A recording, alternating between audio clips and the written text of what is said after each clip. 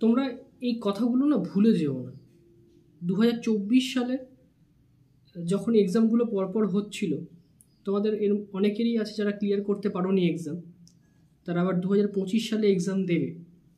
তো তোমাদেরকে বলবো এই ভিডিওটা সম্পর্কে, ভিডিওটা পুরোটা দেখো, ডিটেলসে দেখো, তাহলে তোমাদের কি হবে, কিছু জিনিস তোমাদের ক্লিয়ার হয়ে যাবে।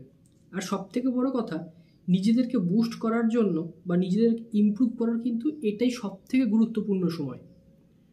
দেখো 2025 সালে আইবিপিএসের যে এক্সামগুলো হবে, সে আইবিএস আরআরবি বলো, আইবিএস পিও, আইবিএস ক্লার্ক, আরআরবির পিও, আরআরবির ক্লার্ক, এই সমস্ত এক্সামের কিন্তু একটা টেন্টেটিভ ক্যালেন্ডার কিন্তু রিলিজ হয়ে গেছে প্রতি বছর কিন্তু যেটা হয়। 2024 সালেও ঠিক একইভাবে রিলিজ হয়েছিল। সেই সময় অনেকেই আছে যে এই সময়টাতে, মানে এই ধরো এপ্রিল, মে, জুন, এই যে